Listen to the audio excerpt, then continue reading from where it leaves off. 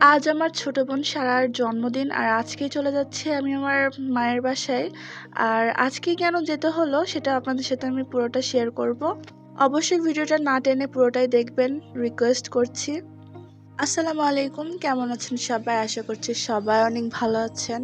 আপনাদের দোয়া আল্লাহর রহমতে আমরা অনেক ভালো আছি।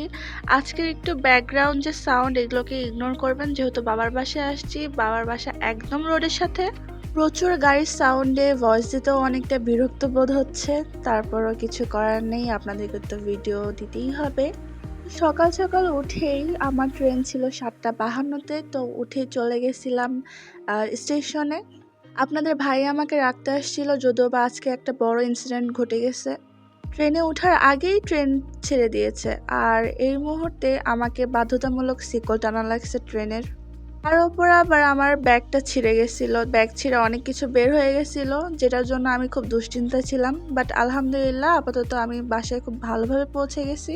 আজকে ট্রেন আসার কথা ছিল অনেক আগে, বাট ট্রেনটা আসতে দেরি হয়, যার জন্য ট্রেন বেশিক্ষণ থামেনি। আর মানুষ নামতে নামতে আমরা উঠতে উঠতে ট্রেনটা ছেড়ে দেয়।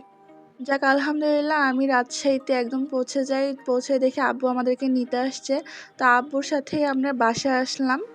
আর আজ যেহেতু আমার বোনের জন্মদিন, তাই আমার আম্মু এখানে রোস্ট আর প্লেন পোলাও রান্না করছিল। যেহেতু আমার কিন্তু খুব পছন্দের একটা খাবার প্লেন পোলাও আর রোস্ট। আমাকে যদি কেউ 3 বেলায় রোস্ট খেতে দেয় প্লেন পোলাও দিয়ে, আমি 3 বেলায় রাজি আছি ভাই। যার বাসায় যখনই রান্না করো না কেন আমাকে অবশ্যই দাওয়াত দিও। আর যেহেতু বাইরে থেকে আমি জার্নি করে আসছিলাম, তাই আম্মু আর অন্য কিছু এটার সাথে রান্না করেনি। তো আম্মু বললো যে অন্য একদিন ভালোভাবে অন্য কিছু রান্না করা হবে, আজকে তুমি এটাই খাও। আর আমারও যেহেতু এটা পছন্দ ছিল, তো একদম তৃপ্তি সহকারে আমি পেট ভরে ভাত খাইছি। আর বরাবরের মতোই আমার মায়ের হাতের রোস্ট কিন্তু অসাধারণ, অসাধারণ মানে অসাধারণ। আমি চাইলেও কিন্তু এরকমভাবে রোস্ট রান্না করতে পারি না। আম্মু কিন্তু অনেক সুন্দর করে রোস্ট রান্না করে, যেমন সফট হয় তেমনই কিন্তু উপরে ভাজাটাও ভালো হয়। আমি ভাজতে গেলে অনেক সময় বেশি ভাজা হয়ে যায়, না হলে একদম কম ভাজা হয়ে যায়। ওই যে আগেই বলছিলাম আমি কিন্তু প্রফেশনাল রাঁধুনি না, সো আমার রান্নার অনেক ভুল আছে, আমি কিন্তু শিখতেছি ভাই। আর আমি যতটুকু পারি আমি আপনাদের সাথে ট্রাই করার চেষ্টা করি। ইনশাল্লাহ আমার আম্মুর হাতের এই রোস্টের রেসিপিটা অবশ্যই আপনাদের সাথে শেয়ার করব। চাইলে আপনারা এভাবে খুব সহজে রোস্ট রান্না করে বাসায় ট্রাই করতে পারেন। আমি আসলে এখানে ওয়েট করছি আমাদের বার্থডে গার্লের জন্য, সে স্কুল থেকে চলে আসছে। আর এই তো দেখতেই পাচ্ছেন স্কুল থেকে আসা মাত্রই আমাদের মেহেরিমা ওর শায়ের কোলে উঠে গেছে। সা সা সারাক্ষণ সা সা সা। যেহেতু আমার বোনের নাম সারা, তো ওকে মেহেরিমা সারাটা পুরাটা বলতে পারে না, তাই ওকে সবসময় সা মাম্মি সা মাম্মি সা এরকম করেই ডাকে। ও কিন্তু আমার চাইতে আমার মনে হয় যে আমার বোনকে বেশি ভালোবাসে, একদম মায়ের মতো। আর তার নানা নানির তো চোখের মনি, কি বলবো, আর কলিজার টুকরা বললেই চলে।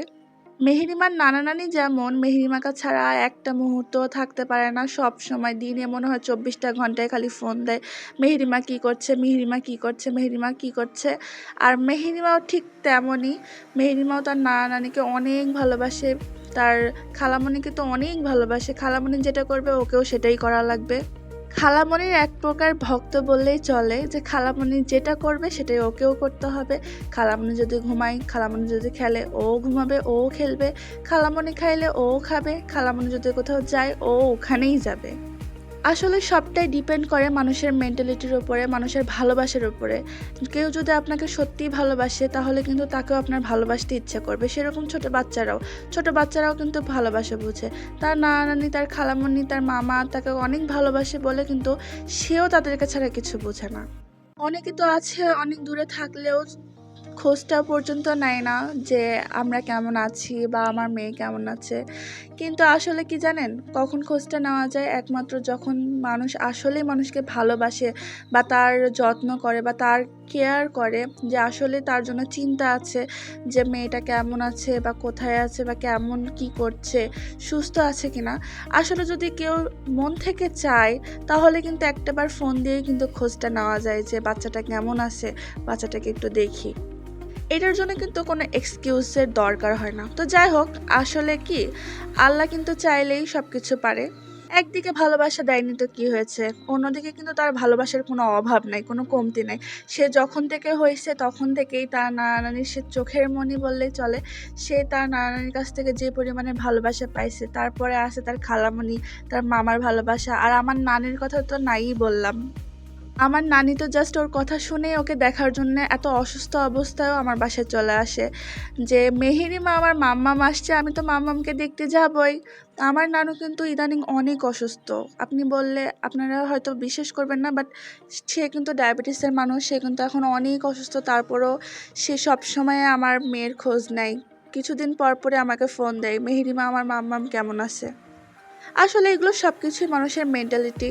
যদি আসলে মানুষকে ভালোবাসাই যায়, তাহলে এভাবে ভালোবাসাগুলো প্রকাশ করা যায়, যেগুলো আসলে অন্যান্য মানুষদের কাছ থেকে আশা করা যায় না, একমাত্র আপন ছাড়া। তো যাই হোক, আজকের আমাদের একদম সাদামাটা একটা বার্থডে পালন করলাম।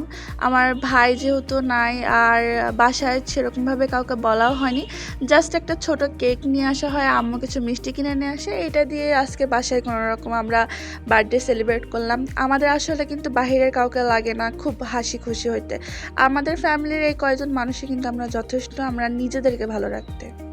আমরা নিজেরা ঠিক তো সব কিছু ঠিক, আমরা নিজেরা ভালো আছি তো অনেক ভালো আছি। আসলে কি জানেন, অনেক মানুষ তো আমাদের ভালো থাকাও দেখতে পারে না, অনেক জলে পড়ে ছারখার হয়ে যায়, ছারখার হয়ে যেয়ে অনেক কিছুই বলে, কিন্তু তাতে আমার কোনো যায় আসে না। তো আলহামদুলিল্লাহ, আজকের মতো আমি এই ভিডিওটা এখানেই শেষ করছি। আর কেমন হলো অবশ্যই জানাবেন। আর অনেক ব্লগ আসছে, অবশ্যই চোখ রাখবেন আমার চ্যানেলে। সবাই ভালো থাকবেন, আল্লাহ হাফেজ।